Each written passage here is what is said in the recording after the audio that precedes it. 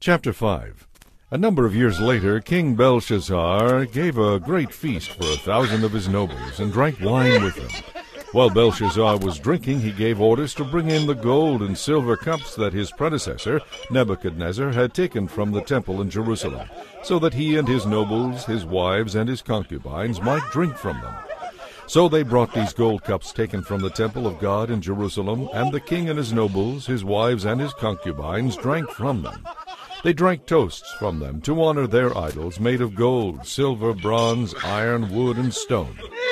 At that very moment they saw the fingers of a human hand writing on the plaster wall of the king's palace, near the lampstand.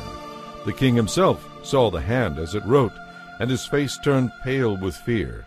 Such terror gripped him that his knees knocked together, and his legs gave way beneath him.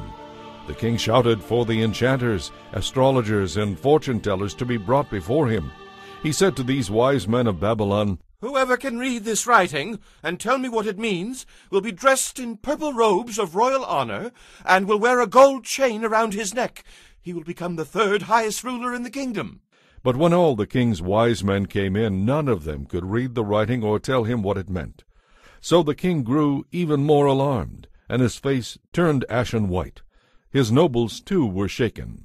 But when the queen mother heard what was happening, she hurried to the banquet hall. She said to Belshazzar, "Long live the king! Don't be so pale and afraid about this. There is a man in your kingdom who has within him the spirit of the holy gods. During Nebuchadnezzar's reign, this man was found to have insight, understanding, and wisdom as though he himself were a god. Your predecessor, King Nebuchadnezzar, made him chief over all the magicians, enchanters, astrologers, and fortune-tellers of Babylon. This man Daniel, whom the king named Belteshazzar, has a sharp mind and is filled with divine knowledge and understanding. He can interpret dreams, explain riddles, and solve difficult problems. Call for Daniel, and he will tell you what the writing means."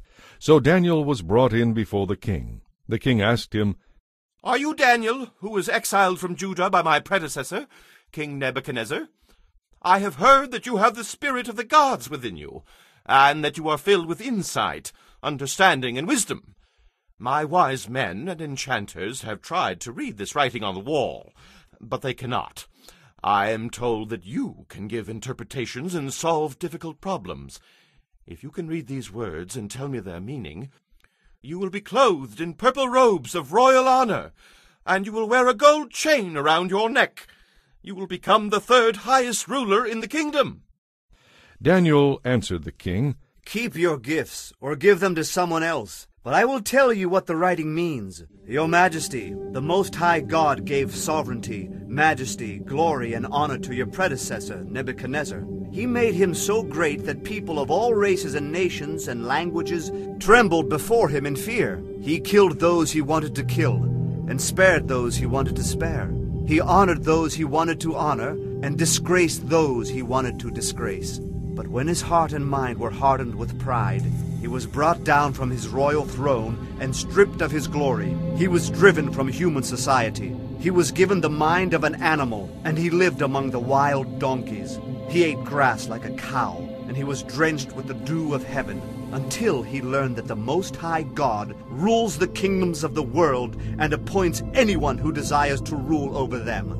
You are his successor, O Belshazzar, and you knew all this. Yet you have not humbled yourself, for you have defied the Lord of heaven, and have had these cups from his temple brought before you. You and your nobles, and your wives, and concubines have been drinking wine from them, while praising gods of silver, gold, bronze, iron, wood, and stone, gods that neither see, nor hear, nor know anything at all. But you have not honored the God who gives you the breath of life and controls your destiny. So God has sent this hand to write a message. This is the message that was written. Mene, mene, tekel parsin. This is what these words mean.